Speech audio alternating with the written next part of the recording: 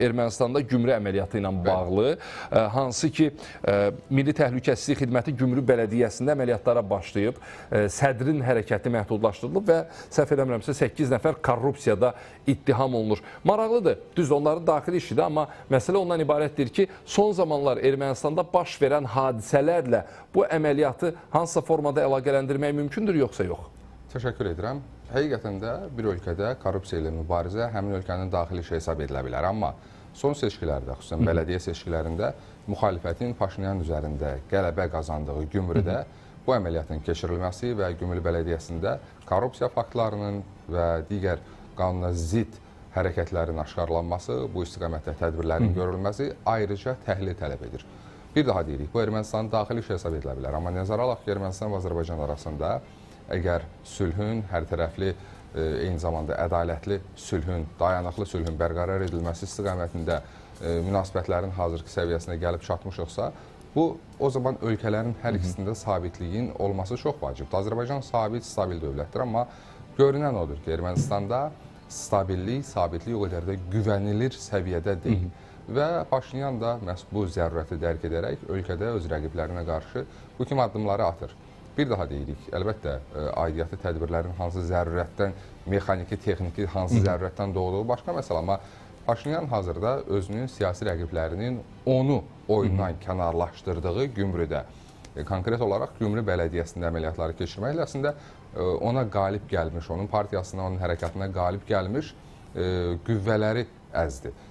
Təbii ki, baxış bucağı fərqli ola bilər, amma nəzərə alaq ki, xüsusən 8 avqust danışıqlarından və 8 avqust uğurundan sonra Ermənistan daxilində revanşistlər, eyni zamanda bölgədə sülhə, sabitliyə özünün maraqlarının təhdid üsulu kimi baxanlar, həmçinin sülhün Paşinyanın hakimiyyətinin möhkəmlənəcəyini düşünən qüvvələrin aktivləşməsi nəzərə alınır. Bu istiqamətdə kilsə xüsusi rol oynayır. Eyni zamanda ayrı-ayrı dövlətlərdəki müəyyən qruplaşmaları, erməni həmçinin diasporuna bağlı, erməni lobbisinə ayrı-ayrı ölkələrdə bağlı qüvvələrin aktivləşməsi hiss olunur və hesab edirik ki, bundan öncə əgər Paşinyan xatırlayırsınızsa, digər prezidentlərlə bağlı özündən öncə hakimiyyətdə olmuş və bir qayda olaraq biz onlara haqlı şəkildə əli qana batmış cinayətkar qruplar hesab edirik, qruplaşma rəhbərləri hesab edirik. Həmin şəxslərə qarşı sərt addımların atılacağı ilə bağlı bəyanat vermişdi və əlbəttə, həmin şəxslərə bağlı müxalifətlə bir koalisiyada çıxış edən Gümrüdəki bələdiyyədəki o qələbə, koalisiyanın qələbəsi əlbəttə, bu müvafiq olaraq zərərsizləşdirməklə Paşinyan artıq ilk addımlarını atır demək olar. Təcrübə göstərir ki, adətən böyük ixtişaşlar xırda kimi görsənən hadisələrdən başlayır. Bugün Gümrüdə Ermənistan Milli Təhlükəsizlik Xidmətinin əməliyyat keçirtməsi bələdiyyədə və cəmaatın da böyük bir formada buna etiraz etməyə başlaması bir sual yaradır. Görəsən, son vaxtlar baş verən hadisələr fonunda bu proseslərin daha da genişlənmə ehtimalı varmı? Yəni, bu bəzi qüvvələr üçün, məsələn, revanşistlər üçün bir bəhanə ola bilərmi ki, əsas məsələdən diqqəti ayırıb birbaşa Paşinyana yönəlik etiraz dalğasına start versinlər? Əslində, bu məsələyə çox hərtərəfli yanaşmaq lazımdır. Birinci nəzərə almaq lazımdır ki, erməni cəmiyyəti uzun bir dövr ərzində böyük dırnaqarası Ermənistan, həmçinin dənizdən dənizə Ermənistan xülyaları təsirində, həmçinin Türk-Azərbaycan düşmənçiliyi təsiri altında böyüyüblər və onların indiki məqamda Azərbaycanla sülh, eyni zamanda Azərbaycanın müharibədə bir mənalı və mütləq qələbə qazanması kimi reallıqları qəbul etməsi müəyyən zaman aparacağı. Bu mənada həmin insanlar üçün, həmin insanlar təbii ki, Paşinyandan razı qala bilməzlər. Amma bu bütövlük çoxluq təşkil etmir. Biz bunu seçkilərin nəticələrinə müvafiq olaraq da deyə bilərik. Paşinyan seçkinin müharibədəki məğlubiyyətindən sonra ardıcıl qələbələri ilə bunu göstərir. Digər tərəfdən də nəzərə alaq ki, Ermənistanın özünün daxilində vəziyyət, sosial-iqtisadi vəziyyət kifayət qədər gərgindir. Yəni, orada bələdiyyə sədrinin həbs olunması və yaxud orada hər hansısa şəkildə addımların atılmasında insanların küçələrə çıxması o bölgədə. Bu, həmin bələdiyyə sədrinin müdafiəsinə qalxılmasından daha çox sosial-iqtisadi vəziyyətin gərginliyindən doğan qığılcımlardır. Yəni, sadəcə insanlar bir bəhanə axtarır, səsini çıxartmaq üçün. Səslərini çıxarsınlar və bu da bir başqa istiqamətdir və digər tərəfdən də təbii ki, qeyd etdiyimiz kimi Paşinyanın rəqibləri kifayət qədər ayıq-sayıqdır. Eyni zamanda bu bölgədən marağı olan region və qeyri-region dövlətləri kifayət qədər məsələdə sayıq davranırlar və ilk imkandan müvafiq öz təsir güclərini artırmaq üçün istifadə edirlər. Amma nəzərə alaq ki, qısa müddət öncə daha radikal, ermənilərin o mifologiyası qarşısında daha radikal görünən bir addımın atılması, sərhədlərin delimitasiya, demarkasiyası prosesinin başlanması, Qazaxın müvafiq olaraq 4 kəndinin Azərbaycana geri verməyə Ermənistanın məcbur olması fonunda keşişin bir hərəkatı var idi. O hərəkat fonunda əgər aksiyalar kütləvi hal almadısa və yaxud kütləvi hala oxşar xarakter alsa da hansısa ciddi nəticələrə yol açmadısa, Gümrüdəki hadisələrin xüsusilə böyüyəcəyi ağlabatan görünmür. Amma kilsə nəzarətdə saxlansa. Kilsə barədə az sonra danışacağıq. Bu Gümrü ilə bağlı məsələni yekunlaşdıraq. Biz unutmayaq ki, orada hərbi baza da var. Rusiyanın hərbi bazasından söhbət gedir. Biz bilirik ki, Moskva İrəvanla bağlı bir çox mətləblərə aydınlıq gətirmək istəyir. Bir çox məsələləri yoluna qoymaq niyyətindədir. Öz maraqlarını təmin etmək baxımından. Hadisələr genişlənib o səviyyəyə qədər çata bilərmi ki, bazı hərbçiləri artıq prosesə müdaxilə etsinlər? Bu ağlabatan görünmür, amma istənilən halda Rusiyanın Gümrüdə təsir imkanları mübahisə mövzusu deyil və seçkilərdə müxalifətin Gümrü bələdiyyəsini ələ keçirməsi və dırnaqarası siyasi yolla burada hakimiyyəti əldə etməsi əslində elə həmin baza və yaxud Rusiyanın orada güclü olması ilə bu və ya digər formada əlaqələndirilə bilər. Ən azından Ermənistanda sosial media segmenti Paşinyana yaxın ayrı-ayrı media resursları bu barədə yayımlar edirlər və təbii ki, bizim bununla bağlı xüsusi bir sübutumuz, xüsusi bir iddiamız yoxdur. Amma ən azından erməni segmentində bu fikirlər davamlı olaraq tirajlanmaqdadır. O ki, qaldı Gümrü bazasındakı hərbçilərin prosesə müdaxiləsi. Mən hesab edirəm ki, bu indiki məqamda xüsusilə ağlabatan görünmür. Çünki indiki məqamda Rusiya əgər bazasını hansısa formada tərpətsə, bu yeni müharibə və yaxud yeni hansısa formada hərbi əməliyyat deməkdir ki, Rusiyaya bu arzu edilən deyil. Əlbəttə. Bu arada bayaq kilsənin adını çəkdiniz. İkinci Qaregin ilə bağlı artıq böyük bir kütlə danışmağa başlayıb və konkret olaraq ikinci Qareginin vəzifəsinin sonuna az qalıb deyə cəmiyyətdə bir fikir formalaşıb və bu fikri inkişaf etdirən medianın və siyasi ekspertlərin də şahid oluruq. Onların müsahibəsinə baxanda bunu açıq-aşkar izləmək mümkündür. Kilsə və Paşinyan artıq proses başlayıb. Deməli, kilsə nümayəndələrinin saxlanılması və Qareginin cəzalandırılması istiqamətində atılan addımları necə dəyərləndirmək mümkündür? Bayaqlarım digər məsələyə münasibət bildirərkən erməni cəmiyyətində hökm sürən o mifik ideyalar, zərərli ideyalar barədə danışmışdıq. Həmin ideyaların bir mənalı şəkildə mənbəyi və zaman-zaman həmin ideyaların sönükməsinə imkan verməyən mənbə məhz kilsədir. O cümlədən də Azərbaycan ərazilərinin 30 illik işğalında kilsənin ideoloji əsasları, kilsə bu prosesdə onurğa sütunu kimi iştirak edib. Həmçinin kilsə Ermənistanın müstəqilliyi qarşısında dayanan əsas əngəllərdən biridir. Çünki kilsə müvafiq olaraq Ermənistanın bir vaxtlar forpostu olduğu dövlətlə sıx bağlı şəkildə fəaliyyət göstərir. Məsələn, kilsə bugün şimal qonşumuzla daha sıx əlaqədədir, nəinki erməni kilsəsinin digər qolları ilə. Bu mənada əlbəttə proseslər kifayət qədər ciddi və diqqət mərkəzində olan proseslər hesab edilməlidir. Bilirsiniz ki, Paşinyan kilsə ilə mübarizəyə, açıq mübarizəyə başlayan və niyyətləri üst-üstə düşməyən ilk Ermənistan rəhbəridir və kilsənin də kifayət qədər tutarlı hücumlarına məruz qalıb. Bu günlərdə yayılan səs yazısında isə artıq Paşinyanın iddialarının bu və ya digər formada biz doğrulandığına şahidlik edirik. Yəni, kilsə açıq formada din xadimlərini, eyni zamanda dindarlar dedikdə artıq bilirsiniz ki, daha çox vətəndaşlara istiqamətlənən bir kəsimi nəzərdə tuturuq. Yəni, erməni kilsəsi ilə hər hansı formada bağı olan, inancı olan şəxslərin aksiyalara çağırılması, Paşinyanı devirməyə çağırılması istiqamətində biz müvafiq olaraq bir halın yaşandığına şahidlik etdik. Bu mənada əlbəttə ki, Paşinyan indiki məqamda bu fürsəti kifayət qədər ustalıqla reallaşdıracaq. Nəzərə alaq ki, bundan öncə Paşinyan kilsədən üzr istəməyə müvafiq olaraq bəyanatların cavabında Ermənistan ictimaiyyəti qarşısında həmin bəyanatların bəzən pafosla deyildiyini etiraf edərək üzr istəməyə məcbur olmuşdu. Əlbəttə ki, bütün bunlar Paşinyanın geri çəkiləcəyi demək deyildi. Paşinyan aydın idi ki, bir addım geri çəkilib, iki addım iralatmaq istəyir və indiki məqamda vəziyyət bir mənalı şəkildə Paşinyanın xeyrinə, Paşinyanın lehinə inkişaf etməkdədir və bir daha deyirəm, müəyyən mənada proqnozlaşdırmaq mümkündür ki, Paşinyan bu prosesdən mümkün qədər öz xeyri üçün, həmçinin Ermənistanın kilsənin təsirindən, o təcavüzkar mahiyyətin təsirindən mümkün qədər azad edilməsi üçün çalışacaq. Burada bir məqamda deyim son olaraq. O demək deyil ki, Ermənistanın cari hakimiyyəti xüsusi sülh meyillidir və yaxud bölgədə beynəlxalq hüququn aliliyini təmin etmək istəyir və s. və ilaxır. İndiki məqamda Ermənistan hakimiyyəti digərlərindən fərqli olaraq başa düşür ki, bölgədə sülh olmasa, ədalətli, hərtərəfli, eyni zamanda Azərbaycan və Ermənistan arasında sülhün və dövlətlərarası münasibətlərin təsis edilməsi ilə bağlı saziş layihəsində də ifadə olunduğu kimi, paraflanan sənəddə də ifadə olunduğu kimi, bu dayanıqlı sülhə əldə olunmasa, Ermənistanın özünün vəziyyəti kifayət qədər gərin olacaq. Aydındır. Deməli, gümrük hadisələri ilə bağlı son məlumatları diqqətinizə çatdıraq. Deməli, Ermənistan polisi tərəfindən saxlanılan Gümrük şəhərinin meri Vardan Qukasyan səhərdən başlayan etirazlar fonunda meriyanın binasından çıxarılıb. Vardan Qukasyanın artıq meriyanın binasını tərk etdiyi də bildirilir. Korrupsiya və külli miqdarda rüşvət almaqda ittiham olunan Gümrük meri səhər saatlarında kabinetində təcrid vəziyyətində idi. Qukasyanla yanaşı meriyanın 7 əməkdaşı da saxlanılıb.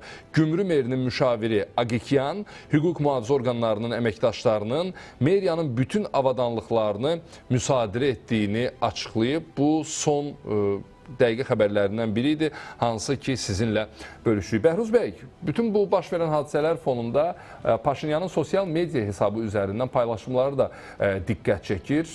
Şəhərdə tez-tez gəzmələr, işə müxtəlif formada ictimai nəqliyyatdan istifadə edərək getmə və s. və ilaxır rahatlığını ifadə etməyə çalışır. Kənardan biz bunu belə müşahidə edirik. Maraqlıdır, o bu videoları ilə həm erməni ictimaiyyətinə, həm revanşistlərə hansı mesajları ötürməyə çalışır? Mən qalibəm mesajı, yoxsa necə? Əslində, diqqət etsək, eyni oxşar videoları zaman-zaman Amerika Birləşmiş Ştatları prezidentlərinin, bəzi Avropa liderlərinin çəkdiyini və yayımladığının şahidi oluruq. Yəni, bu Paşinyanın öz təfəkkürünün məhsulu yaxud Ermənistanda hansısa siyasi texnoloqun düşüncəsi deyil. Bu, birmənalı şəkildə qərb texnoloqların Paşinyan üçün işlədiyi sistemdir və aşağı-yuxarı sosial media segmentində də müsbət reaksiyalar Paşinyanın bu istiqamətdə kifayət qədər uğurlu davranış sərgiləyə bildiyini göstərməkdədir.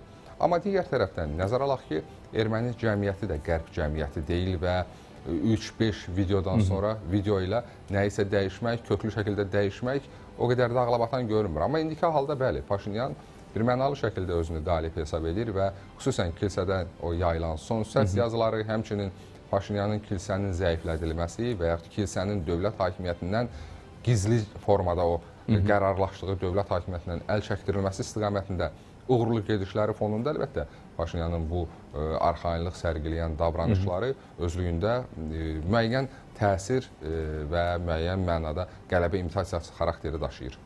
Bu arada Ermənistanda politoloqların əksəriyyətinin fikirlərini oxumağa çalışırıq. Müəyyən mənada təhlillər sizin və həmkarlarınızla birlikdə aparılır.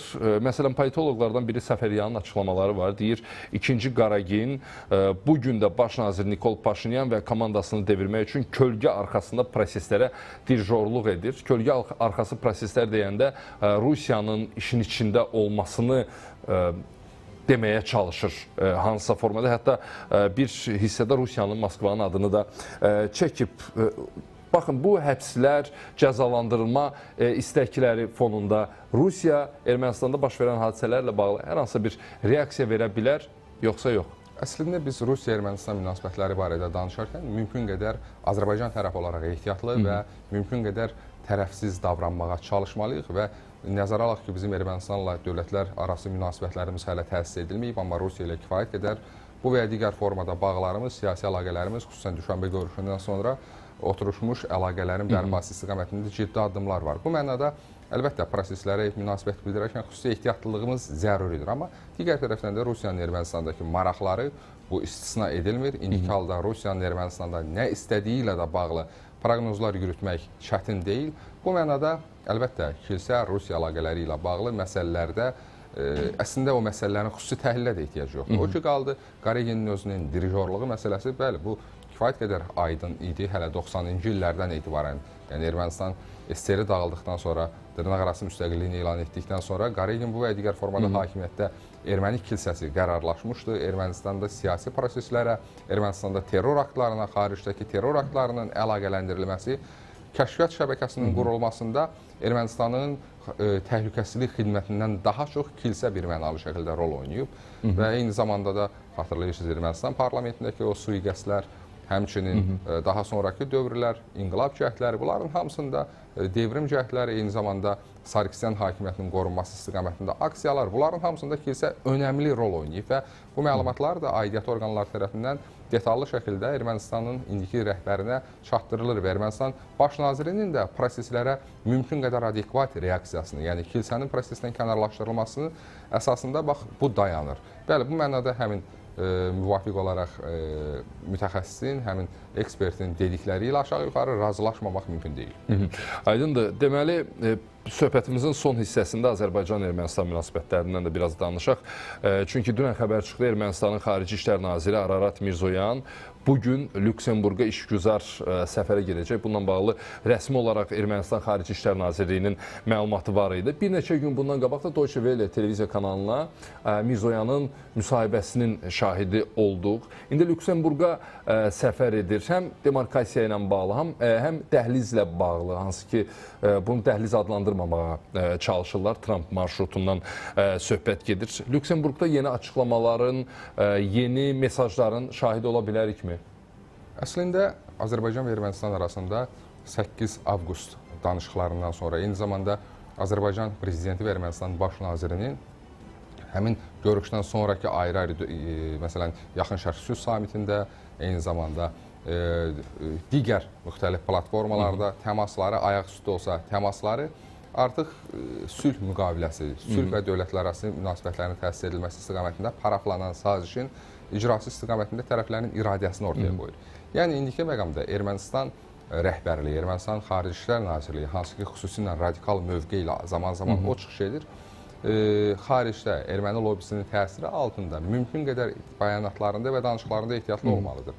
O ki, qaldı, tərəflər arasında bugün anlaşılmazlıq o qədər də mürəkkəb məsələlər deyil. İndiki məqamda bizim üçün sülh müqaviləsini imzalamaq yarım günlük bir məsələdir. Bir şərtlə ki, Ermənistan tərəfi Azərbaycana münasibətli ərazi iddialarından imtina etsin. Yəni, Azərbaycan dərhal sülh müqaviləsini həmin müddiaları Ermənistan konstitusiyasından və digər qanunvericilik aktlarından çıxarılandan sonra imzalaya bilər. Yəni, Mirzoyanın da, digərlərinin də indiki halda görüşləri, təmasları ilk növbədə buna xidmət etməlidir və Mirzoyanın son zamanlar nümayiş etdirdiyi mövqe və mövqeyindəki nisbi praqmatik yanaşmalar deməyə əsas verir, proqnozlaşdırmağa əsas verir ki, o Lüksemburqda vəziyyətə hər hansı formada zərər verəcək ifadələrdən çəkinəcək. Hər halda deməli Rusiyanın rəsmi nümayəndəsi Qaluzin açıqlamaları var idi. Elə siz sülh sazişinin imzalanmasından danışırsınız. O vurğuladı ki, Rusiya yer təklif eləməyə hazırdır. Ermənistan-Azərbaycan sülh müqaviləsi imzalanması baxımından. Bu açıqlamalar biz indiyə qədər çox eşitmişik sözün açığı və bir çox məqamlarda da vurğulamışıq ki, yerin bizim üçün önəmi yoxdur. Əsas məsələ şərtlər yerinə yetirilsin və müqavilə imzalansın. Burada Rusiyanın sülh platforması imzalanma üçün təklif etməsi nə dərəcədə realdır və bizim bu məsələyə münasibətimiz düzdür. Hələ ki, rəsmi yanaşma yoxdur, amma istənilən halda bunu bir şərh edə bilərik. Biz prosesə töhfə vermək istəyən, istənilən dövlətə təşəkkür edirik. Eyni zamanda prosesdə hər hansı formada müsbət rol oynamaq istəyən beynəlxalq subyektlər üçün subyektlərin addımları, davranışları, əgər bu müsbət məna əxz edirsə, eyni zamanda müsbət niyyət ifadə edirsə, təbii ki, bunu ancaq alqışlaya bilərik. Amma nəzərə alaq ki, Azərbaycan və Ermənistan arasında sülhün və dövlətlərarası münasibətlərin təsis edilməsi ilə bağlı saziş Azərbaycan və Ermənistan tərəfindən birbaşa təmaslarda razılaşdırılıb və onun harada imzalanmasının Azərbaycan üçün, o cümlədən Ermənistan üçün önəmi həmin sazişin özünün imzalanmasının mahiyyətindən də çox da belə xüsusi üstün deyil. Əsas olan sazişin imzalanmasıdır və sazişin imzalanmasına mane olan şərtlərin aradan qaldırılmasıdır.